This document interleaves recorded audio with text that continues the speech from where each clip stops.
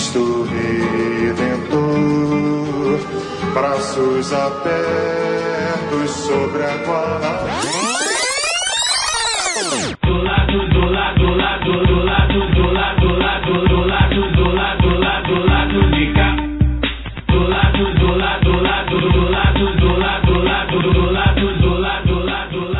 Olá, ouvintes da Central 3. Quebrando o mito de que carioca só trabalha depois do carnaval, está no ar o primeiro Lado B do Rio de 2017. Um podcast sobre o lado da cidade onde pastor tem que ter muito samba no pé.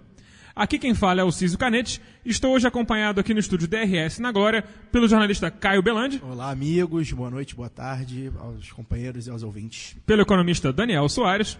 Feliz Ano Novo. Boa. E pelo jornalista Fagner Torres. Olá, boa tarde, bom dia, boa noite a todos. Feliz 2017, que tenhamos um ano mais colorido que os filmes de Almodóvar, que sejamos mais felizes. Além dos panelistas de sempre, abrimos os trabalhos dessa nova temporada do Lado B com um ilustre convidado, o pastor, historiador, cientista social e teólogo Henrique Vieira, militante dos direitos humanos e ex-vereador em Niterói. Olá, Henrique, é um prazer ter você aqui. Olá, obrigado pelo convite. Bom dia, boa tarde, boa noite, a paz a todos e todas. E assim, vamos começar logo jogando a bola para você. Ser pastor e de esquerda não é exatamente a coisa mais comum dentro do movimento protestante brasileiro. Diferentemente da Igreja Católica e suas pastorais, a impressão é que fica que o movimento protestante no Brasil é bastante distante do esquerdismo em geral. Henrique, qual a sua visão sobre essa questão e como é que você vê essa aproximação da... Certo. Na verdade, o movimento protestante é extremamente diversificado e plural desde a sua origem no século XVI. É da própria natureza do protestantismo essa diversidade, porque trabalha muito na lógica da livre interpretação, a liberdade de consciência, o sacerdócio universal de cada cristão. Então, falar em um movimento protestante é muito difícil, porque reduz uma experiência que é extremamente complexa e diversa. Então, dentro do que se convenciona chamar protestantismo, tem o Silas Malafaia, que é uma figura conservadora, bélica, extremamente problemática. Mas na mesma confluência do protestantismo temos Rubem Alves, Mozart, Noronha, temos em 1962 um congresso que acontece em Recife, Cristo e o Processo Revolucionário Brasileiro, que falava sobre a defesa da reforma agrária, da reforma urbana, do não pagamento da dívida externa. Existe hoje o movimento evangélico progressista, Evangélicos pela Justiça, Rede Fale, Aliança Bíblica Universitária, ou seja, existe sim uma igreja evangélica midiática, televisiva, que é majoritária, e tem que reconhecer isso, extremamente conservadora. Mas dentro do guarda-chuva do protestantismo, tem resistência, tem trabalho de base, tem gente lutando por terra, por moradia, por direitos civis. Então, o movimento protestante é complexo e diverso, e qualquer frase que tente classificá-lo tende a não ter sucesso. Mas sem dúvida. Mas essa hegemonia do... poderia até classificar até como um movimento até mais neopentecostal do que protestante Perfeito. Em geral, Uhum. Essa hegemonia ela foi adquirida ao longo do tempo Certo. E ela acaba tendo uma influência muito grande na sociedade, porque o grande discurso, por exemplo, até da eleição do Crivella aqui no Rio, foi de que, na verdade, a esquerda não é contra o que ele fala de política, mas é contra o fato dele ser evangélico, que a esquerda tem a aversão aos protestantes em geral. O Crivella nunca tinha conseguido unificar o voto protestante como ele conseguiu na eleição de 2016. Eu queria complementar o que o Císio falou, Henrique, fazer uma pergunta. Se, na sua visão, o crescimento desse movimento conservador, neopentecostal, enfim, um movimento de direita, né, direita ultraconservadora, que abarca com Silas Malafaia, com Valdemiro Santiago, com R.R. Soares, Edir Macedo, se você acha que a luta pelos meios de democratização da mídia, né, se isso está intrinsecamente ligado com a quebra desse monopólio conservador do protestantismo brasileiro. Porque o que a gente vê hoje são que, com exceção da Globo, todos os outros canais de televisão você tem esses pastores falando às vezes horas, 20 horas. durante A horas madrugada e inteira horas e e horário nobre horas, de também. domingo a domingo, né, de segunda a segunda, para um público altamente fiel, que eu sei que é altamente fiel, porque eu conheço pessoas que são neopentecostais e que são muito fiéis a seus pastores, são fiéis ao que os grandes pastores das suas congregações dizem, então passam os seus dias inteiros ligados com a televisão, naquelas pregações. Se você acha que a quebra desse monopólio conservador está intrinsecamente ligado à questão da democratização dos meios de comunicação. Não tenho dúvida. Inclusive, o crescimento do neopentecostalismo tem muito a ver com o espaço que ele tem nos grandes meios de comunicação, especialmente a televisão. Por isso que eles conseguem quase que monopolizar o discurso evangélico, porque eles têm acesso à televisão, e na televisão é possível falar com quase o Brasil inteiro ao vivo. Então, O tempo todo, o dia inteiro. o tempo inteiro e para milhões de pessoas. O Brasil tem muita limitação na liberdade de expressão, na pluralidade de ideias. O nosso sistema de comunicações, na minha opinião, é extremamente conservador e faz uma censura permanente a diversas vozes que existem na sociedade brasileira. Se você pega o crescimento do movimento neopentecostal, ele se dá muito no final da década de 80, especialmente na década de 90, tendo a televisão como grande braço de divulgação e de expansão. O Bispo Macedo comprou a Record em 89, se eu não me engano. Por exemplo. E tem também um outro dado para entender o crescimento do movimento neopentecostal, além do seu poder midiático televisivo, que é o aprofundamento das reformas neoliberais, o Estado mínimo, a meritocracia, porque é um tipo de espiritualidade que se alimenta dessa lógica na sociedade. É uma espiritualidade voltada para esse eu isolado, Para o individualismo. para o individualismo, não para a individualidade, em que Deus aparece como um gênio da lâmpada, Facilitador. um trampolim do sucesso. É a teologia da prosperidade. A chamada teologia da prosperidade, centrada no mérito e no indivíduo. Ora, mérito e indivíduo, isso não seria Discurso totalmente. o discurso capitalista neoliberal na sua versão religiosa, em que Deus aparece como mediação para o sucesso do indivíduo? Sucesso pessoal. Sucesso pessoal. Então não tem uma O famoso visão... foi Deus que me deu, né? Exatamente. E mais, a igreja se torna uma espécie de prateleira oferecendo serviços. Então, é o culto em que Deus vai abençoar a sua família. É o culto em que Deus vai abençoar a sua vida financeira. É o culto em que Deus vai curar você fisicamente, entende? Ou seja, as demandas da existência vão pessoal, sendo... É quase como se fosse um spa. Só Exatamente. que da fé. Uma sistematização das necessidades da Exatamente. fé, né? Necessidades sempre pessoais, né? Mas- Voltadas Mas é a mesma tática dos livros de Até autoajuda, pessoal. gente. Só que aí utilizando a Psicologia, questão ao invés de- espiritual. Inclusive, muitos livros de autoajuda se baseiam também em algum tipo de espiritualidade, só que aquela Sim. mais New Age, assim, né? Sim. Mas aí que tá, tem essa dimensão da autoajuda que se alimenta dos dramas E que efetivos. efetivamente consegue resgatar pessoas e resgatar vidas. e queria tal. depois falar sobre isso, sobre questões de resistência que existem ali que às vezes a gente não consegue ver. Mas não só tem essa dimensão que se alimenta dos problemas existenciais, conjunturais da vida, mas a solução vem sempre relacionada a uma igreja, a um culto e a uma liderança religiosa.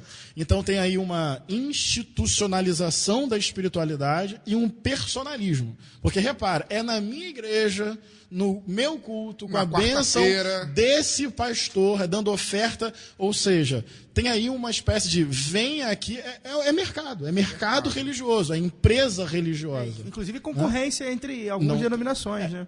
O que você falou é muito verdade, porque nem eles se entendem. Muitas vezes se odeiam, às vezes se unificam Se em une torno pra de um ganhar interesse. o inimigo. Mas quando atuam já no campo da política, né? Entre eles, como mercado, eles nunca se cruzam. Não, eles são inimigos, inclusive, né? O Malafaia disputa horário de televisão com o Valdemiro Santiago. Não, e o Malafaia criticava Fazem o leilão de Crivella. horário. Eu falava do Crivella, Horrores porque o do Crivella Crivella, né? teve, o lance foi exatamente a comercialização de espaço na televisão. O Malafaia perdeu o espaço do Crivella e o Malafaia acusava o Bispo Macedo, enfim, dessa disputa mesmo econômica. Mas aí também, enfim, eu acho que o que o Fagner falou, eu ia até fazer exatamente essa pergunta, eu acho que tem muito a ver com a questão da mídia, né? Ou seja, quem tem mais, a igreja que tem mais dinheiro, a denominação, enfim, que tenha mais dinheiro, que vai controlar a mídia, ou várias mídias, inclusive a Record, que é um dos maiores grupos, e ela consegue, e aí ela vai aumentando, vai nesse círculo, né? Porque vai aumentando... Qual a sua igreja, Henrique? Fala um pouquinho sobre a sua experiência nela e a sua militância em direitos humanos nela. Eu venho da primeira igreja batista de Niterói, é a minha origem. Aquela ali que fica no centro? No Perto do centro hospital? de Niterói, perto do Hospital Universitário Antônio Pedro, em frente a Amaral Peixoto. Mandar um abraço para o povo da minha Inclusive uma igreja muito bonita. É uma igreja bonita. A minha infância e a minha adolescência se dão ali. Eu me torno seminarista, estudo na Tijuca, Seminário Teológico Batista do Sul do Brasil. E ali eu começo a organizar um ministério de adolescentes. Você é muito jovem, você tem 30 anos.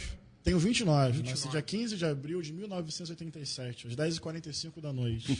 Eu merecia 10h47, momento Daniel, depois de 88. No intervalo do jogo. Pós-novela. Eu nasci no mesmo horário, coincidência. Não quis atrapalhar a dinâmica da partida, esperei a hora certa Na de sexta-feira, 10h40. Exatamente.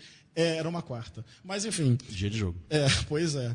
Eu ali começo a organizar Ministério de Adolescente, mas, ao mesmo tempo, estou entrando na UF, Universidade Federal Fluminense, estudando Ciências Sociais, me aproximando do movimento estudantil.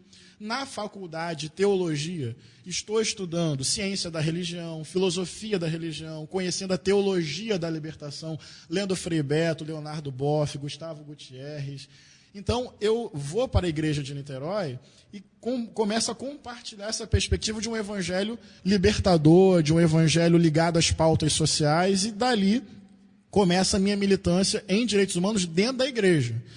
Daquele espaço sai um grupo de jovens e adolescentes e organiza a Igreja Batista do Caminho, que é a minha igreja hoje, que funciona... Você sofreu resistência nesse momento, quando você começou a militar os direitos humanos dentro da sua igreja? Foi uma experiência nova para a igreja e aí teve alguma resistência? Não foi um processo individual, foi um processo bem compartilhado e coletivo, mas como eu era seminarista, quase me tornando pastor, e era uma liderança daquele processo, sim, a resistência foi muito grande. A minha igreja hoje não é sequer uma igreja reconhecida pela Convenção Batista Brasileira. É uma igreja perseguida em vários aspectos. Da primeira igreja batista de Niterói, das pessoas, é mais de classe média de Niterói? É uma igreja plural em termos sociais. Uhum. Tem desde a elite a pessoas muito pobres. E, inclusive, me incomodava a falta de um debate mais amplo sobre essa divisão de classe. Essa divisão que, às vezes, se demonstrava na própria espacialidade da igreja. Organização do culto, né? Onde sentam os mais ricos, onde sentam os mais pobres. Evidente, eu quero dizer, deixar muito bem registrado, que qualquer frase geral, ela tende a não reconhecer a complexidade das experiências. Dentro daquela igreja também tem resistência, também tem socialização, também tem afeto. Mas é um olhar amplo. Assim, é um olhar amplo, entende? Mas dali eu saio para a Igreja Batista do Caminho, que é uma igreja hoje independente, mantém um referencial batista, não porque esteja vinculado à denominação, mas porque os princípios batistas lá do século XVII falam em liberdade de consciência, em autocrítica, que a doutrina tem que ser revisitada a todo tempo. Então a gente mantém o referencial batista como princípio, mas não se organiza mais dentro da denominação. E é em Niterói? É uma igreja sem templo. Ela funciona de forma itinerante, é literalmente Igreja do Caminho. Então a gente funciona em Niterói, alugando um espaço, e aqui na Glória, alugando um espaço. Que legal. A gente não tem um templo. E depois a gente vai para as casas e faz estudos bíblicos e partilha. E como é que funciona essa contramão? Porque você fala do movimento seu trazendo a teologia da libertação para dentro de um espaço que não estava acostumado a lidar com isso. Certo. E como é que foi o Henrique lidando com a questão da teologia no movimento estudantil? Foi bem aceito? Porque, assim, todo mundo aqui de esquerda, a gente reconhece que existem setores da esquerda que são extremamente anticlericais de uma maneira até ignorante. E sectarista. E que isso gera uma resistência, assim. O Crivella podia estar mentindo em relação ao Freixo, mas certamente não estava se mentindo em relação a alguns militantes do PSOL, que de fato são anticlericais de uma maneira agressiva, que tratam a pessoa que crê em Deus, a pessoa especialmente no evangélico, por causa da questão neopentecostal, como um bando de idiota. Sim. E isso, você sentiu essa resistência dentro do movimento estudantil? Também. Acho que a esquerda precisa ainda aprender muito a lidar com a espiritualidade. A espiritualidade é tão antiga quanto a humanidade. As contradições, né? Exatamente. Eu costumo dizer o seguinte, a religião, eu gosto dessa definição do Frei Beto. Religião tem datação histórica. é uma sistematização da espiritualidade. Tem experiência religiosa que, de tão pesada, abafa e sufoca a potência de abertura da própria espiritualidade. Mas o que eu quero dizer é que a espiritualidade é tão antiga quanto a humanidade. Os primeiros registros de experiência humana são registros de experiências de espiritualidade, de transcendência, de pergunta pelo sentido mais profundo e último da vida, de um certo espanto diante da potência, mas também da banalidade, da vulnerabilidade, da fragilidade da experiência humana. Daí surge o fenômeno antropológico e tão antigo quanto a humanidade, que é a espiritualidade. Ora, se a esquerda pretende transformar a sociedade para ter um modo econômico e de civilização, de justiça, de igualdade, de liberdade, sem opressão, se a esquerda pretende fazer isso de forma democrática, tem que dialogar com a maioria da população. E a população carrega a espiritualidade, carrega a religiosidade em sua maioria. Então, se a gente não aprender a entender e respeitar esse fenômeno e não estigmatizar e, na verdade, criar os canais de diálogo, a gente não consegue dialogar simplesmente com a maioria absoluta da sociedade. Teve um fato que aconteceu em Niterói, uma ocupação do MTST. E eu, como parlamentar, fui lá acompanhar, defender o direito daquela ocupação e mediar para impedir violência, arbitrariedade policial. Não te prenderam que nem fizeram com Boulos, não, né? Não, mas tive que negociar com lá o coronel da PM e um caveirão. Foi tenso. Bem, eles resistiram naquela madrugada. No dia de manhã seguinte, eu fui lá cedo. Encontrei uma senhora sentada do lado de um barraco que eles colocam para começar a organizar ali a ocupação, fazer as assembleias, iniciar o processo de luta, e perguntei para ela assim: e aí, senhora, como é que foi essa noite aqui? Sabe o que ela me respondeu? Meu irmão, glória a Deus, conseguimos ficar. E aí? Uma mulher pobre que sofre a opressão cotidiana por ser pobre, por não ter acesso a direitos mínimos. Na linguagem dela, o êxito do processo de ocupação está vinculado a Deus. Sim. E quando você passa um dia num assentamento agrário, um dia numa ocupação urbana, um dia em vários espaços populares de luta e resistência, você vai ouvir a palavra Deus, Jesus, vamos com fé. Ora, Aí não vai chegar assim, tolos, Deus não existe. pelo amor de Deus, como não é que vai você... funcionar muito A bem. gente tem o caso comentado no programa.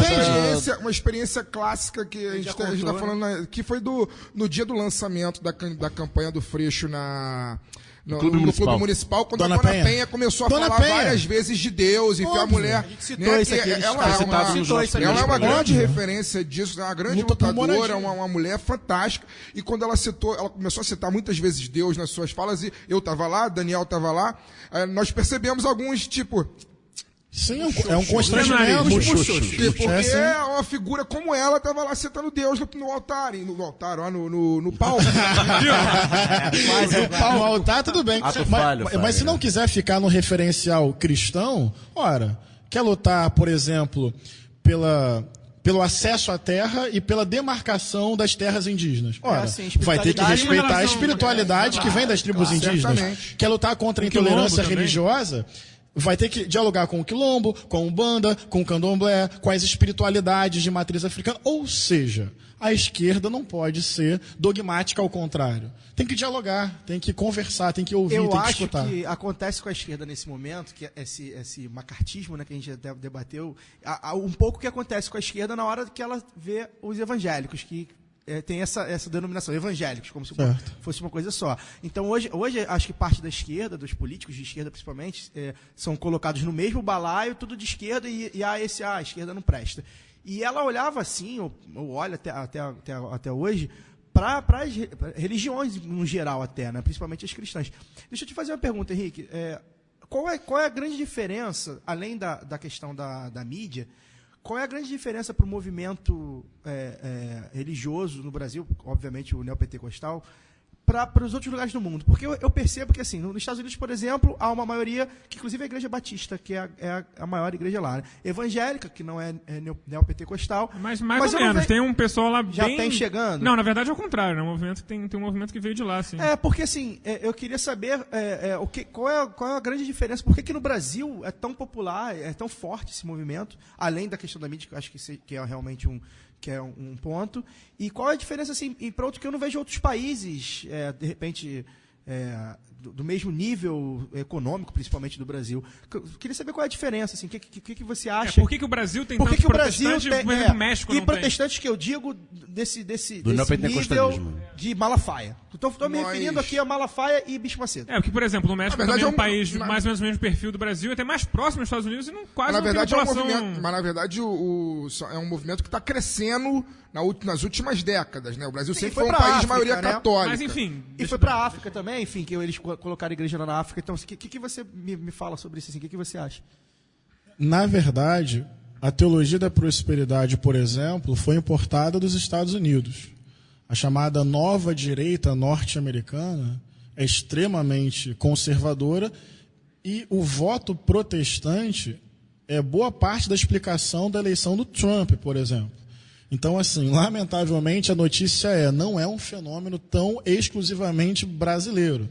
Existe um conservadorismo evangélico e protestante muito forte em vários países do mundo, da América Latina e, inclusive, no próprio Estados Unidos da América. Então, não vejo assim o Brasil se destacando tanto nesse sentido. Acho que o elemento brasileiro tem a ver com o que foi dito no início, o sistema de comunicação e a presença destas igrejas mais conservadoras, com programas na televisão o tempo inteiro, falando com milhões e milhões e milhões de pessoas.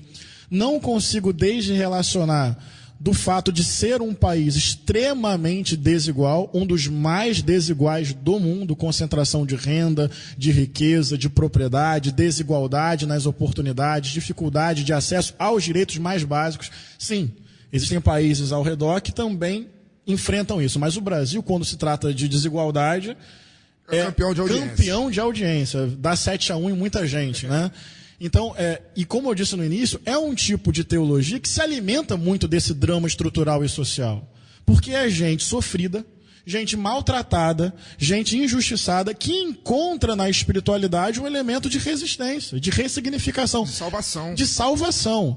E eu acho que a gente tem que tomar um certo cuidado. Eu quero abrir aqui um debate. Não quero ser aqui um dono da verdade. Sou cristão, discípulo de Jesus, posso até falar sobre como a vida de Jesus pode ser acessada para estimular, como a leitura da Bíblia é um tema em disputa. Tem que se disputar o sentido do texto bíblico para abrir aí uma espiritualidade arejada, emancipadora. Mas olha, tem uma questão que eu quero colocar. Não adianta olhar para estas pessoas que estão lotando estes templos e simplesmente dizer são manipuladas. Não é bem assim, o fenômeno é mais complexo e desafiador. Então vou dar um exemplo. Favela, Rio de Janeiro. Um espaço muitas vezes militarizado, estigmatizado, alvo da violência do Estado, de um preconceito social. Uma pessoa pobre, uma pessoa preta, uma pessoa que sofre esculacho permanente da cultura e do aparato do Estado e que encontra numa igreja voz. Acolhimento. Que encontra numa igreja acolhimento. Respeito, que ali vira obreiro, vira uma irmã que visita outras irmãs, uma irmã que começa a ter palavra, ela descobre que quando ela fala, as pessoas ouvem, ela ganha uma certa autoridade espiritual. Né? Entende? É uma instituição muito forte, né? Porque não tem família, não tem o Estado, tem a igreja lá funcionando. Pois é, então é um fenômeno complexo e que requer de nós um olhar muito curioso. Eu acho que, por isso que eu falo sempre, qualquer frase muito sintética tende a não dar conta da complexidade desse fenômeno. E como a esquerda empoderada não consegue entender esse empoderamento, vamos para o caô da semana.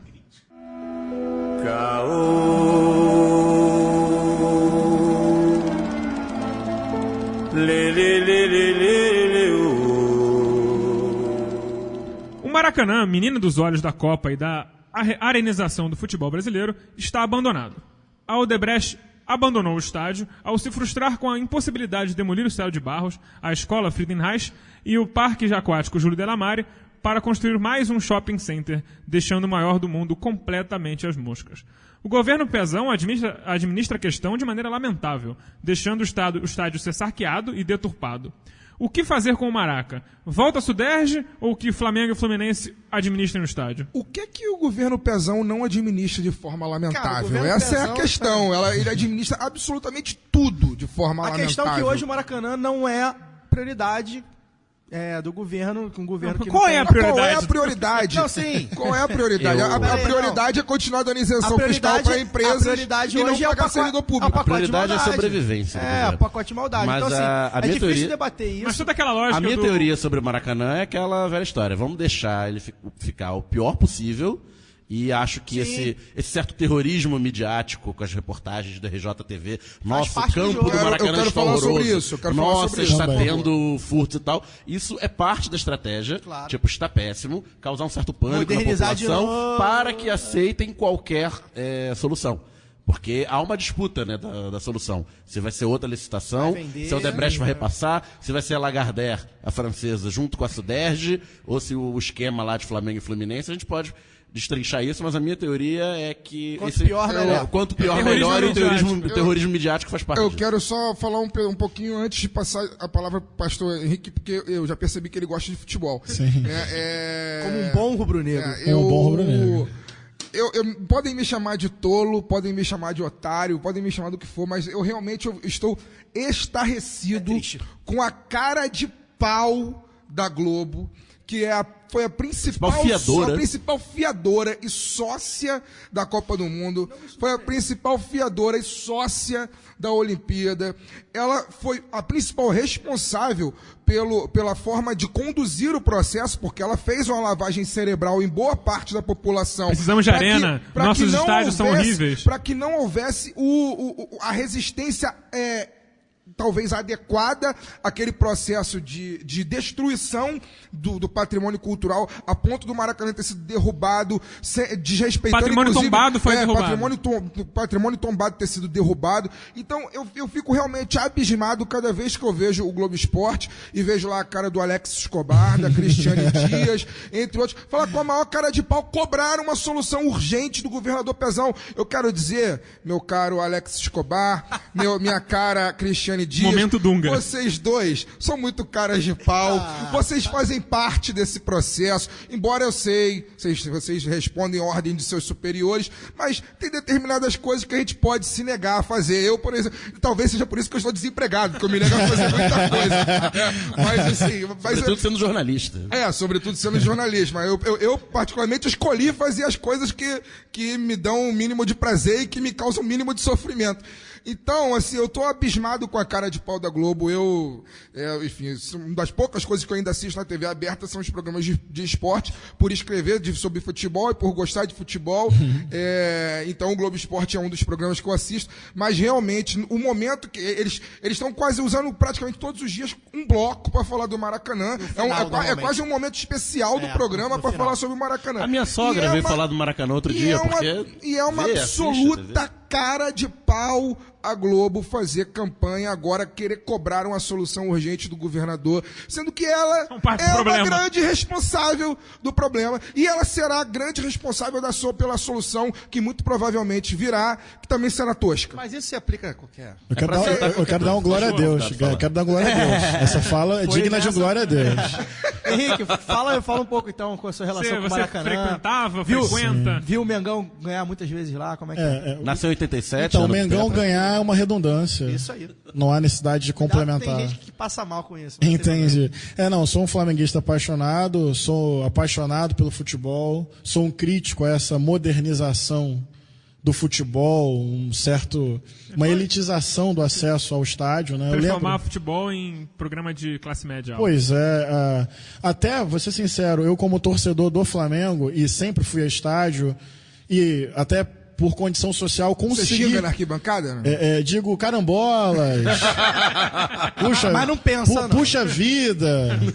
Que tristeza, senhor. Seu perna de pau. Juiz malvado. Juiz malvado, arrependa-te, né? Tô pensando em fazer um flagóspel aí, né? Vai bombar, a raça rubro-negra canta, a gente perdoa. A raça rubro-negra canta, a gente perdoa. Mas, quem sabe umas 5 pessoas vão pra lá comigo. Não, Mas é muito triste, porque, especialmente em 2013, aquela arrancada do Flamengo na Copa do Brasil, Eu não reconhecia a torcida do até Flamengo. muito Não diferente, reconhecia. Assim, etnicamente diferente, o perfil mudou. E isso é muito triste, Mas porque... não só do Flamengo, né? Não só. Eu estou dando exemplo porque... Né, De onde convivia. Exatamente. Mas é triste porque eu lembro da formação da ANT, Associação Nacional dos Torcedores, para criticar essa... Durante o Antes processo da de reforma Copa, do né? Maracanã. Exatamente. 2011. Se eu não me Porque engano. aí é o trabalhador, correto, que encontra no esporte, no futebol, na paixão pelo seu clube, aquele momento de desafogo, de Grande diversão. catarse do povo. E não consegue mais. Então, é triste, né? O processo de elitização. Eu concordo com essa visão do sucateamento daquilo que é público para depois vender a privatização como solução. Me incomodou uma reportagem do Globo Esporte que ficou repetindo direto a imagem de um trabalhador entrando no Maracanã e roubando lá cimento, Foi essa tijolo. semana. Pô, lamentável, um recorte, assim, tanta coisa para falar sobre o crime estrutural que se cometeu com o porque Maracanã. aquela coisa, eles não podem falar do mas aí crime eles sem vão- se imputarem. É porque aí eles. na Globo não Tem vai duas ter. Aí é coisas. confissão, mas né? a desculpa, acho que a desculpa ainda nem é essa. A desculpa é que eles não podem usar um espaço de esporte para poder falar sobre algo mais complexo. Pois que é, também lamento. vai Tem gente ser- que roubou muito eles mais do preferem- Maracanã, tá preso, Exatamente, inclusive. eles preferem Lamento. justificar de uma outra forma. Eu acho que é isso. Em outras palavras, eu defendo um Maracanã que seja mais acessível, que seja público, que seja popular, que seja menos shopping e mais pro povo mesmo. Eu estava vendo um filme esses dias e se passava nos Estados Unidos e uma hora lá alguém estava numa investigação policial e achava um ticket do New York Knicks, né, de NBA. E aí falava, isso aqui é do seu filho? A mãe fala, não pode ser dele, porque nós não podemos comprar, nós não temos condições de comprar isso. Pois é. O futebol brasileiro caminha para isso. Mas o que eu ia falar sobre isso, essa elitização, ela é feita de maneira, inclusive, incompetente, porque assim, o nível não melhorou. Você fala que hoje a gente construiu 12 arenas para a Copa, arenas boas, modernas, a custo de 1 Sendo bilhão. que algumas Sendo que o em Campeonato lugares Carioca a gente vai afastados jogar, ao- continua jogando no Moça Bonita, que não tem refletor. No Conselho, Moça Bonita tem refletor. No Conselheiro Galvão, Quem tem acho que não refletor tem. é Não. Conselheiro Galvão. Enfim, no Conselheiro Galvão e que estádios que poderiam, de repente, ser melhorados. E aí Mas você o encaminha... público fiel de futebol não é o público elitizado. O público elitizado é de Copa do Mundo, final de campeonato. Exatamente. Não, mas a Pois questão é, da elitização... verdade. O cara que vai no sobe os- Flamengo e Bahia, quarta-feira, à Verdade. noite, com chuva, O cara transmissão que ao gosta vivo de da futebol. Globo. Tarado. Ou O cara que queria. gosta de futebol. Basicamente, Ia, não vai mais. E que, em geral, não pode pagar você uma faz média de você R$ faz um 80 sócio de ingresso. torcedor, você compra um ingresso a R$100 para ver o Gabriel jogando. Então, acho que assim, não melhorou o nível do esporte. No Misericórdia. geral, como um todo. Porque a arrecadação Eu- não representou os times mais fortes. Né? Sobre isso, não sei se está encerrando o quadro, eu fiz um poeminha. Ih, meu Deus Não, do melhor céu. não. Poeminha. Vamos encerrar o Não, quadro. Não, fiz um poeminha com algumas referências. É assim, né? Primeiro tiraram geral, mas eu não me importei. Eu não era Geraldino. Bertold Brecht. Peraí. Esse é meu. Primeiro, vou repetir. Publica na Primeiro fanpage, tiraram cara. geral, mas eu não me importei. gente Eu vai não era editar esse Geraldino. programa no final. Depois tiraram a arquibancada, mas eu não me importei. Eu gostava de sentar na cadeira. Então encareceram o ingresso, mas eu não me importei. Eu era sócio torcedor. Agora eu não tenho mais Maracanã, mas já é tarde. Como eu não me importei com ninguém, ninguém se importa comigo. Bom, bonito, né? Interessante. Assim, Criativo. Original. Parabéns. Ninguém tinha pensado Gostei nisso. de verdade. Parabéns. Maria da Graça pode dizer que tem o seu Brett. Eu sou o Bertoldo Brecht, venha! Não, é porque Gostei realmente, mesmo. essa questão desse poema do Brecht, eu acho que ele reflete bem o que aconteceu com o Maracanã, porque foi aos poucos essa elitização acontecendo. Foi, e na ninguém... verdade, foi mais ou menos aos poucos, né? Não, aos E aquele poucos eu digo estádio assim, versão primeiro- pan-americano era bem popular Não, mas em ainda. 2000 já botaram as cadeiras. Em 2000 Não, a geral- mudaram. A geral acabou em 2010. A geral, não. Não, 2007. 2005. Acabou na Acabou em 5 e não 2005, voltou em 2007. Então, assim, em 2000 tiraram a arquibancada de concreto e botaram as Mas cadeiras. aquela cadeira era barata. é tudo- Não, que era cara, tudo tudo aqui. bem, mas assim, isso já é um que ninguém foi percebendo. E aí depois em Mas, 2000, assim, aí em 2005 tiraram a geral, aí em 2010 mudaram, demoliram o Maracanã e aumentaram o ingresso, enfim. Não, mas- Foi uma coisa então, acontecendo. sou a Não favor- tenta desmerecer meu poema, Eu não. sou a favor de derrubar tudo e construir como era antes. Como Não diria existe Lúcio isso, não Castro, vai é o construir. único jeito é Não condenar vai o Debrecht construir. a fazer o Maracanã antigo de Isso novo. não existe. Não, e eles não entendem nem a dinâmica cultural do Maracanã. Eles tentam colocar aí no brasileiro, não cola. Eles tentam puxar umas músicas pra torcida cantar junto, não cola. Telão, Porque- né? Eles não entendem, sabe? Não tem nem essa perspectiva do que é Não frequentam o historicamente. futebol, não sabem como a torcida brasileira se comporta, Pois é. como, enfim, é Tenta fazer umas coisas que nem absolutamente trágico. Então vamos passar pro próximo bloco. Bate-papo na esquina, eu quero o Rio Antigo com crianças na calçada, brincando sem perigo, sem metrô e sem frescão, ontem no amanhã. A Universal e a Igreja de Silas Malafaia, a Assembleia de Deus Vitória em Cristo, são aqui do Rio e fazem parte do berço do movimento neopentecostal brasileiro, que ganhou muita força na questão do neoliberalismo que o Henrique já explicou e ganhou essa pujança atual na expansão econômica dos governos Lula e Dilma I. Henrique, como o discurso neopentecostal tem tanta força no Rio em particular? E o que você pensa dessas igrejas que atuam como verdadeiras empresas? Eu lamento bastante estas lideranças religiosas que enriquecem literalmente às custas do sofrimento do povo e transformam uma espiritualidade periférica e popular, porque essa é a origem do evangelho, da figura histórica subversiva, do prisioneiro político torturado e assassinado Jesus Cristo de Nazaré. Então pegam uma história de origem subversiva, periférica e popular e transformam e descaracterizam em uma mensagem profundamente ilusória que se alimenta dos dramas do povo e enriquecem às custas disso. Então, eu tenho uma palavra muito dura mesmo com relação a essas lideranças religiosas que se alimentam do sofrimento estrutural do nosso povo, especialmente do povo mais pobre, que resiste, que não vejo como massa de manobra, mas vejo como elemento de resistência em muitos aspectos. Como falei agora há pouco, acho que o crescimento dessa espiritualidade tem a ver com as características hegemônicas da nossa cultura atual, uma cultura neoliberal, profundamente individualista, concorrencial, meritocrática.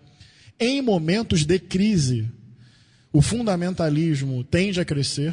E aí é um debate até mais... Não é só do Brasil, Não, um debate ainda mais longo, porque a globalização ou o globalitarismo, né, que é essa globalização por cima, que vai violando identidades, territorialidades, essa pós-colonização permanente. É importante salientar que globalização não é internacionalismo, né, são coisas muito diferentes. Totalmente. É globalitarismo, é imposição de um modo de existência que viola identidades, territorialidades, experiências plurais. Ora, isso abre um vazio, amigo.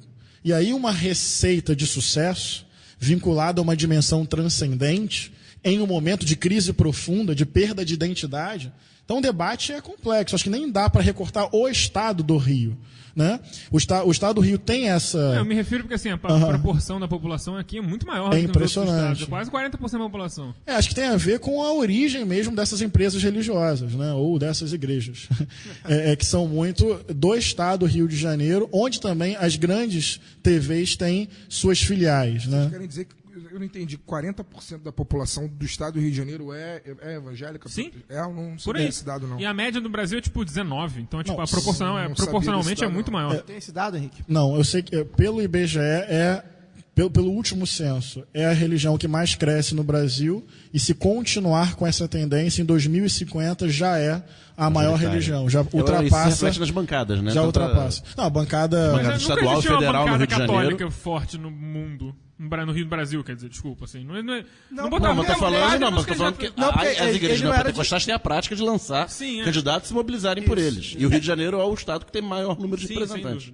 Na verdade, a Frente Parlamentar Evangélica em Brasília já é uma das maiores. Se articula sistematicamente. Boi, bala e Bíblia, né? Boi, bala e Bíblia. A bancada da indústria armamentista, do agronegócio e das empresas religiosas. Tem uma eu vejo ali um protofascismo, viu? Acho que é o ovo da serpente do fascismo no Brasil. Não acho isso sensacionalismo. Acho que existe um projeto de poder que criminaliza a diversidade, que não entende, não resguarda a importância do Estado laico e da democracia, e que ataca especialmente direitos das mulheres, LGBTs, adeptos e adeptas das religiões de matriz africana. Os próprios direitos humanos. Criminaliza o que puder, na verdade. É verdade. Quanto mais crime, melhor. Porque não gosta do outro, né? Não gosta da diferença. Mas, insisto, para interromper esse crescimento, a gente vai ter que debater, escutar e compreender as resistências cotidianas evangélicas. A mulher que... Né, de uma comunidade, de uma igreja que coloca a Bíblia debaixo do braço, ora e vai para a luta buscar cidadania. Uma pergunta para você. Só fazer uma pergunta. Só uma pergunta para você. não como cristão, como ex-parlamentar, como um militante político, o que você acha do Papa Francisco perante esse processo todo? Que a gente já está falando do crescimento dos evangélicos, e eu acho que a eleição de um Papa latino-americano tem muito a ver com o crescimento dos evangélicos na América Latina. O que você acha da figura dele, da figura de liderança dele, numa instituição secular, que ainda é muito poderosa, enfim. E o que você pensa nisso? Milenar. Secular é que é laico. Secular é uma coisa laica. Milenar é milenário. Eu falei errado, enfim. Pois é. Bem, eu não sei quem disse, eu vi em algum lugar que momento é esse em que uma das lideranças mais progressistas é um Papa, né? Que o nosso mundo está vivendo. Geralmente, quando ele tem um Papa progressista, ele morre em 23 dias, né? Falou essa frase, alguém disse O isso. último morreu em 23 dias. É que o mundo está tão esquisito que uma das lideranças mais progressistas é o Papa. O mundo está tão esquisito que o líder mundial mais ponderado é um chinês. São várias questões, mas o que eu quero dizer é o seguinte: dentro da nossa situação histórica, eu acho uma liderança religiosa muito importante. Quero dizer a razão, porque assim, ele expressa aquilo que eu defendo plenamente? Não. Ele tem limitações dentro do meu ponto de vista daquilo que eu defendo? Tenho certeza. Mas são limitações desta institucionalidade, em geral. Mesmo. Então, assim, olhar para o Papa Francisco e simplesmente desconsiderá-lo, porque ele não expressa a totalidade daquilo que eu acredito, eu acho que não é o melhor caminho. Porque dentro da conjuntura histórica, dentro das disputas que existem na Igreja Católica, é uma figura importante. É uma figura que está, por exemplo, dando força à teologia da libertação. Tem muito jovem... Sofrendo muita resistência já dentro da própria igreja. Pois é. Tem muito jovem católico que na sua paróquia, na sua pastoral, está usando textos do Papa Francisco para falar de justiça social, para falar de diversidade, para falar das diversas formas de família. Como não entender, dentro desse contexto histórico e dentro das disputas desta instituição, a importância desse Papa? Porque, volto a dizer, a esquerda precisa entender, precisa dialogar, mesmo fazendo as críticas, mesmo reconhecendo os limites, as contradições que seja, mas que é um avanço, na minha opinião, sem dúvida. E dentro do catolicismo também, tem muita resistência, a teologia da libertação, a Revolução Nicaragüense, enfim, tem desde Francisco de Assis, as comunidades eclesiais de base. O discurso de que todo mundo que eu discordo é um fascista não vai levar a gente a lugar nenhum, né? Pois é. Até porque, inclusive, a gente acaba escondendo os verdadeiros fascistas. Você resumiu o que eu queria dizer. Mas eu só queria voltar para uma coisa que você falou lá no começo, no primeiro bloco, sobre a questão do como o protestantismo é aquela coisa da libertação do dogma católico, de você poder interpretar a Bíblia do seu jeito. E assim, você não acha que essas empresas religiosas elas acabam quebrando essa premissa básica do protestantismo? Dúvida. É o personalismo que eu falei no início, que tem o pastor que domina a interpretação, que não é vista como interpretação, é vista como leitura absoluta de uma verdade absoluta. Então, inclusive, eles vão criando novas nomenclaturas para fazer diferenciação. Então, eu já ouvi dizer em apóstolo, já ouvi dizer em pai apóstolo. O Edir Macedo se autoproclama alguma outra coisa que agora... Alguma coisa da cultura judaica. Pois é. Rei Salomão, tá na minha cabeça, na ponta da língua aqui, inclusive, mas não sai. Vários deles usam aquela roupa de rabino. Agora ele tá usando um barbão grandão e... Muitos pastores adotam essa tática de usar kippah. Apóstola Bispa Sônia e apóstolo não sei o quê, que é a igreja do Cacá, né? Eu não sei se fica uma questão muito teológica, mas uma coisa que eu acho muito importante é o povo retomar a leitura da Bíblia. Falando agora como cristão, como teólogo, como alguém que ainda constrói comunidade de igreja, de fé, porque a leitura comunitária da Bíblia, que seja capaz de estimular a crítica, a pergunta, de ver ali lutas, resistências, conflitos. Ou seja, a Bíblia na história, no seu contexto, a Bíblia a partir das lutas, das vivências, a Bíblia nas mãos do povo, numa leitura circular, popular, ela pode ser instrumento, sim, de libertação, de acolhimento, de luta política, mas, lamentavelmente, eu concordo muito com essa crítica que você fez, a Bíblia... vai sendo lida, interpretada, e qualquer dúvida e pergunta, isso já é visto como desvio. Então, não há um empoderamento do povo no acesso à Bíblia. Então, o protestantismo atual é um contrassenso com o protestantismo. Lutero estaria se revirando no túmulo. Não faz... Posso problematizar isso? Sim, claro. Lutero mesmo criou um problema. Por quê? Porque ao defender a leitura individual, ele abriu um campo. Quando os camponeses foram lá e leram a Bíblia a partir da sua realidade para defender a divisão do campo, ele também não aceitou. Ele também criminalizou. Ele também se associou aos nobres alemães para dizer essa leitura está errada. Então, Opa, aí não. Aí não. Calma, peraí. Vocês podem ler do jeito que vocês quiserem. Desde que... Veja bem, eu não estou desconsiderando a importância histórica. Sim, é o que a gente falou. Mas são as contradições. São as contradições. É a compreensão de que todo espaço é um espaço de luta. A Bíblia é um espaço de luta. Não tenho dúvida. E, por exemplo, o direito é um espaço de luta. O direito é um campo extremamente também renegado pela esquerda como espaço de luta. Verdade. E... O jornalismo também é um espaço de luta. mas o problema... Claro que Não é. tenho dúvida. O problema, o lado B do Rio é uma prova disso. Inclusive, Só te provoquei. a disputa é muito parecida com a questão da religião, né? Porque ela está muito ligada ao acesso à mídia, né? Vocês me permitem dar um exemplo dessa disputa? Claro. Quando a gente lê o Novo Testamento, na história, tem uma expressão que as pessoas repetem comumente: Senhor Jesus. O Senhor Jesus. Senhor, uma palavra Kyrios em grego, era uma expressão utilizada exclusivamente para o imperador romano. Então, quando pessoas extremamente pobres utilizavam uma terminologia que era exclusiva para o imperador e associavam a um homem que vinha de Nazaré, uma vila operária de uma área militarizada e colonizada pelo Império Romano, vocês entendem a dimensão de contrapoder dessa simples expressão, Senhor Jesus. Porque não é o Jesus de 2016 anos atrás, que já virou popstar, que já virou... Ficou branco, inclusive? Ficou branco, né? Eu estou falando o seguinte, é o homem de Nazaré que organizou um segmento que começou a crescer, tanto foi criminalizado que Jesus não terminou em um trono. Ele passa por um processo de tortura e de condenação do Estado e do templo. O que eu quero dizer é que esse homem pobre é chamado por pessoas pobres de Senhor, numa desautorização evidente do poder de César, entende?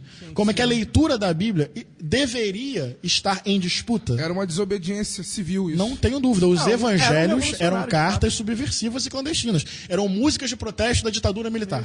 Jesus era um revolucionário. Não tenho dúvida. A gente pode estudar historiograficamente, é até minha área de pesquisa, de especialidade, o teor dessa revolução. Tem gente que diz que Jesus ia por uma linha mais cínica, de sátira. Tem gente que ou seja, tem debates, mas que foi uma figura de contra-ordem e de contra-poder, só uma leitura muito dogmatizada é capaz de anular isso. Que é o que é feito. Porque, resumindo, a verdade mais elementar de Jesus Cristo de Nazaré é intragável para o modo civilizacional do capitalismo. Se o cristianismo se reconverte permanentemente a Jesus Cristo, ele vai entrar em conflito com o modo civilizacional e as igrejas ou fecham ou se convertem. Alguém já viu alguma imagem de Jesus Cristo rindo? Jesus Cristo nunca foi desumanizado. Nunca foi retratado rindo. Ele sempre sisudo, né? Ele é desumanizado da forma como a própria leitura do Evangelho é feita hoje. Uma pergunta rápida que não tem muito a ver com essa questão de... Não, esqueci o que eu ia falar, vou perguntar outra coisa. Então. Era boa a pergunta, mas eu tô com uma memória de curto prazo meio ruim. Mas essa questão da desumanização do Cristo, você acha que tem uma coisa a ver mais ou menos como é que funciona, como eles fazem com monarquias e tal, para parecer que tipo a coroa acima da pessoa? Pois é. Para poder criar uma imagem que não existe? É um contrassenso. Eu prefiro citar o Leonardo Boff, um teólogo muito importante. Está na nossa lista. Está na lista, né? Convidem. Ele fala assim, que de tão humano só podia ser Deus. Então ele mantém a confissão mais elementar do cristianismo, que eu também mantenho, era Deus. Mas a afirmação da divindade vem pela plena humanidade. Então o Evangelho de João começa, no princípio era o Verbo. O Verbo estava com Deus. O Verbo era Deus. Algo extremamente filosófico, metafísico, porque era um evangelho que dialogava com pessoas da cultura helênica, da cultura grega. E depois afirma, e o Verbo se fez carne. Então, a afirmação mais elementar do evangelho é que Deus se humanizou. E como diz Dom Pedro Causadáliga, Em Jesus, Deus se fez carne, assumiu a humanidade na sua concretude, na sua potência, na sua fragilidade, mas em Jesus, Deus também se fez classe, se fez povo, ou seja, a opção preferencial pelos oprimidos da terra como maneira de experimentar o amor de Deus. Mas esse negócio aí de Deus, Jesus na carne, dá um cisma religioso danado. Só pra terminar Não tenho dúvida. Só para terminar esse tema, eu queria fazer uma pergunta, porque assim, a gente falou de muitas igrejas neopentecostais usarem a simbologia judaica, mas você falou agora, eu fiquei pensando assim, já que a libertação de Jesus e tal, não deveria existir uma resistência contra o movimento judaico, que foram os que não reconheceram a identidade de Cristo? Não acha um contrassenso você usar imagens judaicas para falar do cara que libertou os judeus, mas alguns não se converteram? Eu confesso que eu não entendi muito bem a pergunta. Assim, essa coisa do Templo de Salomão e tal, de Certo. simbologia judaica, os judeus foram os que não se converteram ao cristianismo, que não aceitaram Jesus como Messias. Perfeito, entendi. Você acha uma coisa meio louca? Mas você está esperando o que mesmo dele? Não, mas sentido? Razoabilidade? Olha só, mas isso não me conta. Tanta loucura, Vamos fazer uma terapia aqui. remete aos primeiros tempos de Jesus. não é Me só conta isso. mais sobre as suas expectativas. Então Não é vamos só- falar não é que só Salomão- isso. Não, mas eu quero falar sobre isso. Acho que tem deixa uma eu só- Salomão, resposta. ele se aproxima Só- do Velho Testamento. Só introduzir antes o Henrique, isso vem, o Simas falou muito isso do Bispo Macedo, que ele tem, eu não lembro exatamente a Ele expressão usa- que ele ele usa usou. simbologia E simbologia de africana outras. também. Ele usava, como ele usou a simbologia africana, então ele usa simbologia de outras religiões ou de outras. Pra vender o peixe Pra vender dele. o peixe dele. Basicamente isso. Então, Henrique, por favor. Concordo com essa análise que percebe a dimensão mercadológica dessa mensagem, ou seja, como eu consigo ficar mais Pop. vendável para todas as experiências. Concordo, mas tem outro elemento. Existe uma dimensão do Antigo Testamento que é a dimensão da monarquia, portanto, a dimensão do rei, que é a história do povo de Israel, a construção de um Estado, e esse Estado, a ideia de uma monarquia justificada pela vontade de Deus. Então pensa comigo, um líder religioso que cada vez mais se autoproclama poderoso, ele vai utilizar essas expressões que não estão no Novo Testamento, entende? No Novo Testamento são comunidades cristãs que começam a se espalhar e começam a ser perseguidas. Mas existe uma possível leitura do Antigo Testamento para os cristãos, tudo bem? Claro. Em que existem textos que vão dar a ele um prato cheio. Olha, o rei é vontade de Deus, o templo é vontade de Deus, ou seja, essa teologia recorre muito ao Antigo Testamento para justificar esses elementos de poder. E eu quero dizer que é um tipo de leitura do Antigo Testamento. Tanto que todos os excertos que são feitos descontextualizados Pois é. para falar que casamento gay é pecado, Pois e que é. não sei o que lá. Todos vêm do Velho Testamento. Todas as regras comportamentais vêm do Antigo Deuterônimo, não é Testamento. isso? Deuteronômio. Deuteronômio. Quase, nota 8. É um manual de regras Não, Deuteronômio comportamentais. ficou até bonitinho. Deuteronômio, assim, que a pessoa que está aprendendo. Pro ateu até que quase acertou, né? Pô, mandou bem, mandou bem. Bom, vamos passar pro lado B, lado A, lado B. Lado A mendigo, lado B playboy, lado A mendigo, lado B playboy, lado A mendigo, lado B playboy. Como não dá pra deixar de falar Niterói com um político da cidade de Sorriso, fica a pergunta. Henrique, quem você prefere? Neves ou Crivella? Então, que isso? Olha só, Se vamos lá. tivesse uma webcam aqui pra filmar sua cara de Então, é o Não dá seguinte, pra ficar em cima do muro. hein? existem coisas que são combinadas nos bastidores. Né?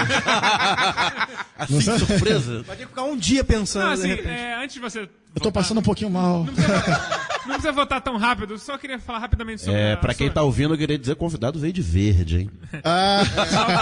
É com socialismo. Só pra falar sobre a eleição a sua eleição em Niterói, a Sim. eleição para vereador, porque assim, o pessoal foi melhor votado que na eleição que ele fez 3 vereadores, mas não conseguiu fazer 3 de novo. Não, na verdade não. A gente diminuiu mesmo. A gente, em 2012, a gente teve, se eu não me engano, 32 mil votos para candidatos a vereador, mais a legenda. Em 2016, a gente caiu para 27 mil votos. É isso que, inclusive, explica a gente não ter eleito. Você foi o 8º mais votado, alguma coisa assim? Fui, acho que 8º ou 10º. Eu acho que aconteceu, teve menos votos de legenda, né? Ah, não. O A voto gente, de legenda não menos existe votos de mais, né? legenda. não, nós tivemos 7 mil e tantos votos de legenda em 2012.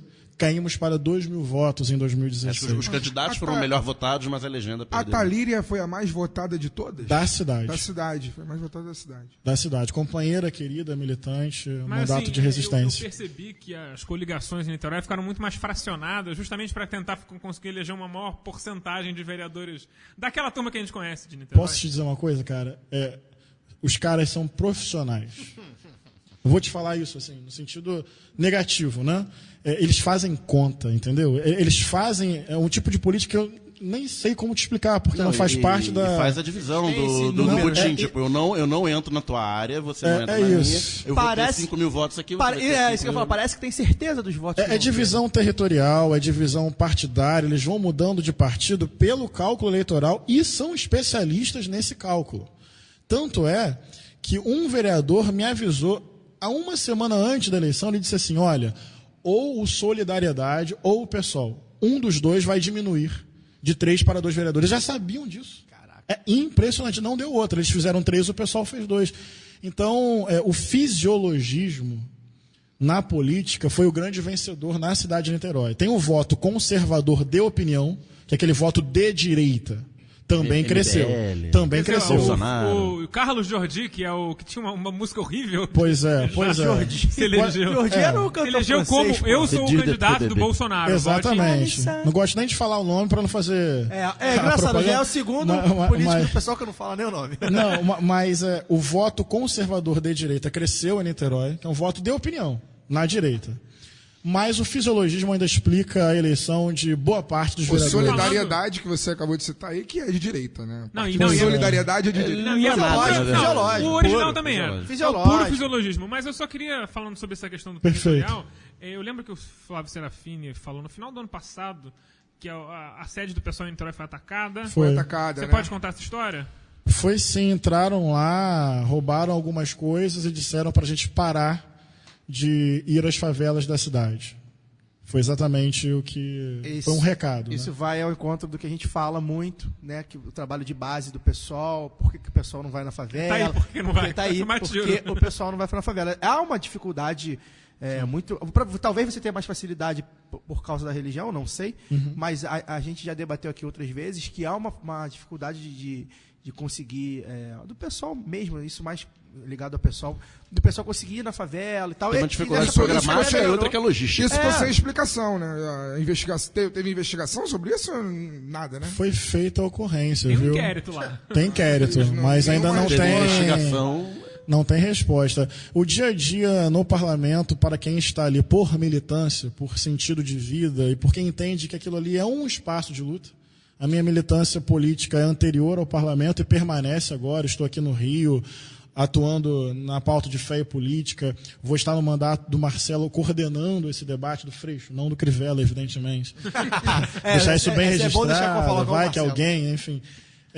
Mas para quem entende aquilo como um instrumento de uma luta que é muito maior, de uma causa que transpassa o parlamento, o Estado e a eleição, aquilo é muito hostil. É jogar fora de casa o tempo Eu inteiro. imagino. Porque a gente não é feito... Ninho de cobra, né? Precisa de terapia é. para poder ficar naquele espaço ali. Com isso, não estou dizendo que não temos que estar, pelo contrário. Temos que ocupar para resistir, fazer o contraponto pedagógico. São quantos vereadores em Niterói? São 21 vereadores. Mas Era 18-3, agora é 19-2. é jogar fora de casa o tempo inteiro. O meu gabinete era o menor da Câmara. Assim, são coisas que são Conseguiu- pré-republicanas. Você passou uma Impressionante. proposta para aumentar para 30 dias A licença paternidade.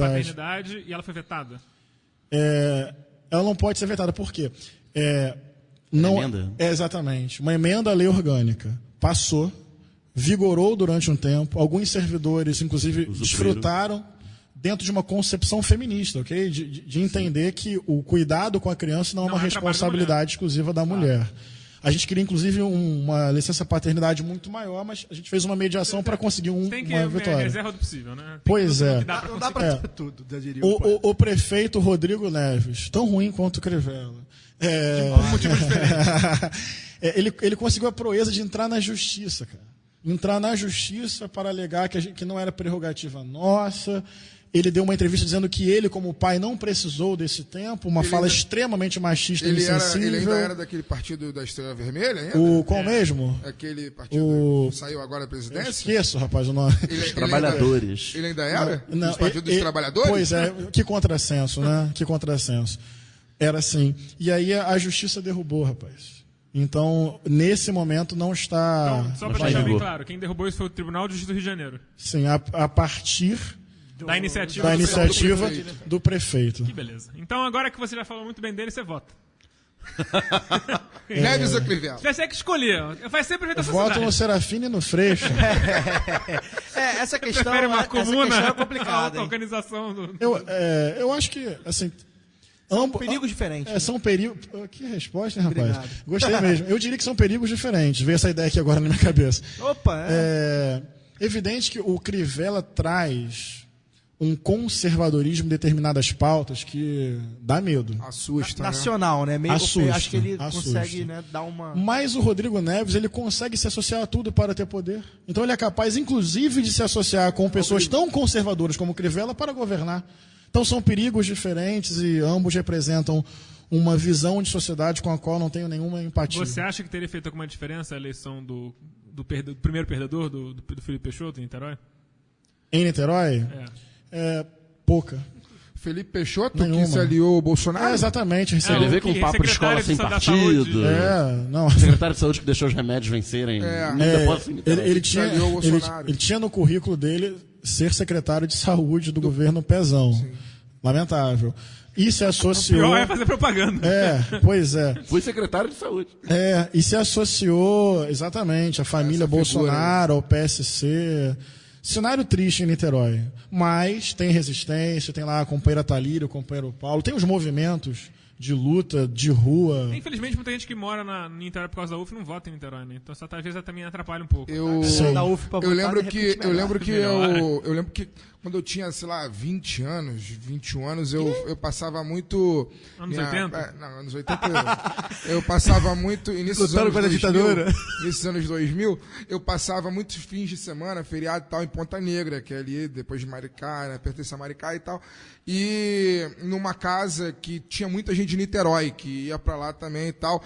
E o Rodrigo Neves, ele não frequentava a casa, ainda bem, mas ele era amigo de muitas pessoas que frequentavam a casa e o Rodrigo já tinha a militância política dele na época, e ele era dito como o futuro do progresso em Niterói, a resistência ao Jorge Roberto Silveira. Mas se eu fosse dono de uma empreiteira, eu falaria isso. E não sei o que e tal, mas ele não é. Mas talvez ninguém, em 2002. Mas ninguém que estava ali era dono de empreiteira, eram jovens universitários. O poder corrompe. O discurso do combate...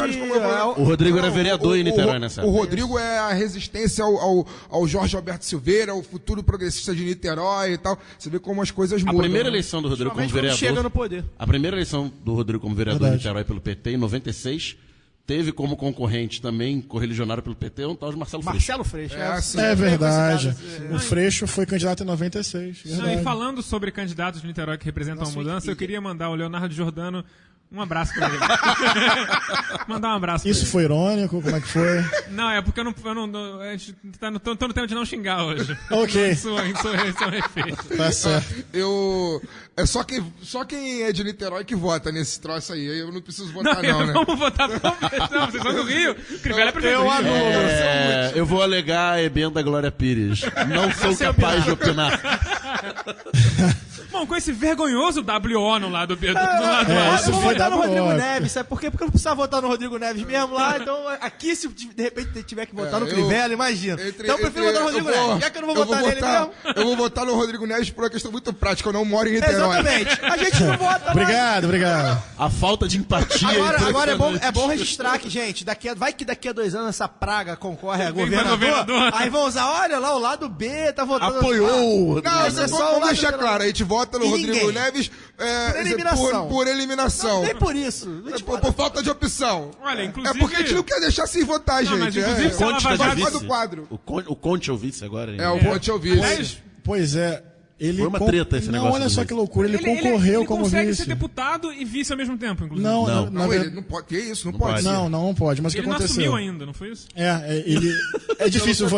Ele concorreu como vice. Foi eleito. Cidade peculiar. Foi né? eleito, mas pediu à Câmara Municipal uma autorização que cabe ao Poder Legislativo conceder ou não para só assumir em 2018. Para poder votar. Por entender que Poder ele votar o pacote de agora, maldade como da prisão. deputado, é importante Pra na poder crise do votar. Cara, Estado. isso Eu não sabia que isso Mas podia. ele tá pra votar Isso deve ser contra ou a muito favor do inconstitucional. pacote? Isso é Não aberração. pode. Isso é aberração. Isso deve ser muito imoral. inconstitucional. Eu não sei se é constitucional, Ele mas é tá imoral. pra votar, ele tá pra nós votar do pessoal- contra ou a favor do pacote de maldades? Não Ele tá sei no- exatamente, favor. mas não sei Não, tá ali exatamente. para poder ser negociado Não, mesmo. Ele tá pois esperando é. a proposta. O Conte já vi ele tendo algumas posturas assim. Não, o Conte, ele é do. Como ele é do grupo, ele é no grupo de educação privada. Então qualquer coisa que sucateia a educação pública é bom pra ele, né? Sim, sim.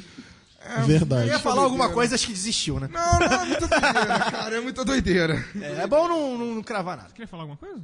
Não, tô bem. Bom, então, já que o Edir Neves ganhou porque as pessoas não têm amor por Niterói, Ganhou, mas não levou. Ganhou, mas não levou. Só vai assumir em 2018. Ele ganhou, tá sob júdice. Eu então vai reitero ser- que eu advoguei a emenda Glória Pires aqui. mas anulou, então quem anula já sabe. enfim, esse foi o lado B do Rio número 10, agradecendo a presença do nosso ilustre convidado Henrique Vieira. Eu quero agradecer o convite, gostei muito do bate-papo e terminar com uma citação de um teólogo que eu admiro muito, o Johann Baptist Merz, que ele diz assim: se a igreja fosse evangelicamente mais radical, ela seria legalmente menos rigorosa. Em outras palavras, se ela se preocupar mais com a justiça econômica, com o meio ambiente, com o direito à moradia, com o direito à terra, com a superação das violências, vai sobrar menos tempo para controlar, tutelar e criminalizar o corpo, a liberdade das pessoas. Então, uma igreja evangelicamente mais genuína vai se importar com aquilo que é mais importante, e eu acho isso mais coerente com a vida e a proposta de vida de Jesus Cristo de Nazaré. Muito obrigado pelo tema, pela oportunidade de falar num ambiente de afeto e de liberdade.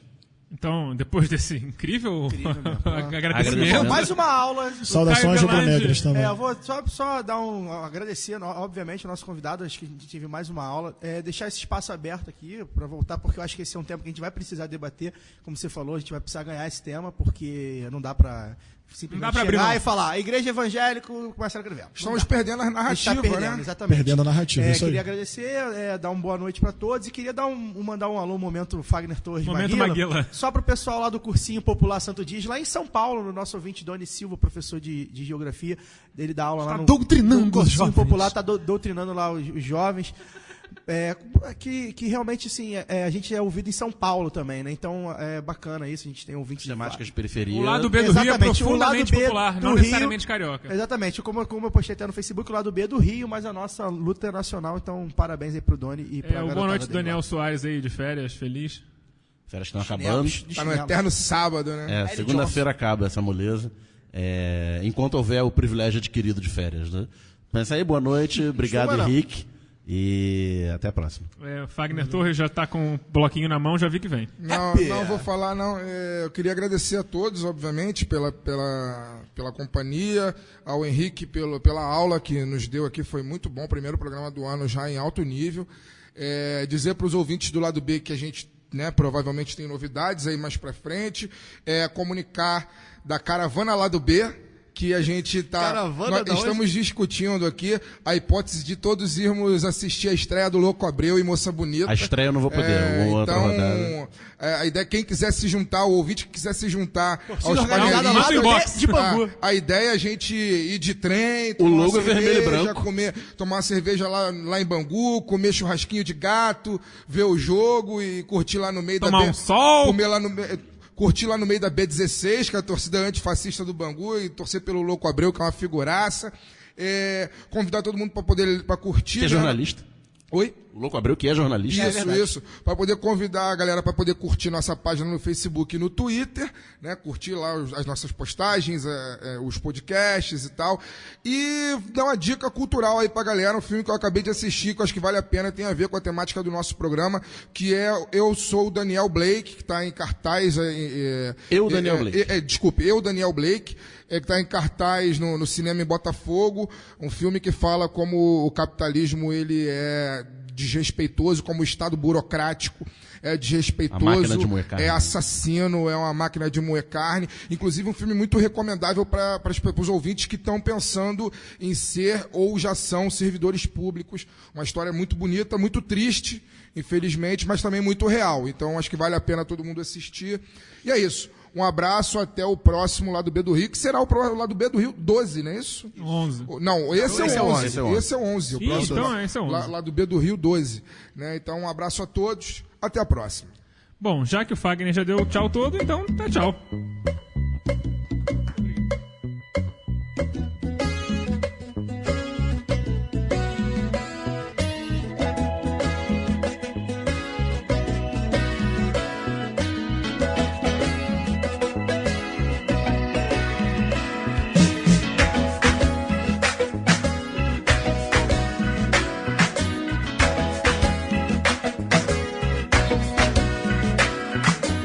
Andar com fé eu vou, café não costuma falhar. Andar com fé eu vou, café não costuma falhar. Andar com fé eu vou, café não costuma falhar. Andar com fé eu vou, café não costuma falhar. Café tá na mulher, café tá na cobra cora. Oh, num pedaço de pão. Tá na maré, tá na lâmina de um punhal. Oh, oh, na luz, na escuridão. Andar com fé eu vou, café não costuma falhar. Andar com fé eu vou, café não costuma falhar. Oh lá lá, andar com fé eu vou, café não costuma falhar. Oh menina, andar com fé eu vou, café não costuma falhar. A fé tá na manhã, a fé tá no anoitecer. Oh, oh, no calor do verão. A fé tá viva e sã, a fé também tá pra morrer. Oh, oh, triste na solidão. Andar com fé eu vou, a fé não costuma falhar. Oh menina, andar com fé eu vou, que a fé não costuma falhar. Andar com fé eu vou, que a fé não costuma falhar. Oh lá lá, andar com fé eu vou, que a fé não costuma falhar. Certo ou errado até, a fé vai onde quer que eu vá. Oh, oh, a pé ou de avião. Mesmo a quem não tem fé, a fé costuma acompanhar. Oh, oh, pelo sim, pelo não. Andar com fé eu vou, que a fé não costuma falhar. Andar com fé eu vou, que a fé não costuma falhar. Oh lá lá, andar com fé eu vou, que a fé não costuma falhar. Andar com fé eu vou, que a fé não costuma falhar. Oh lele, vamos lá. Andar com fé eu vou, que a fé não costuma falhar. Com fé eu vou, que a fé não costuma falhar. Fé não costuma falhar. Com fé eu vou, que a fé não costuma falhar. Andar com fé eu vou, que a fé não costuma falhar. Oi, oh, lá, lá.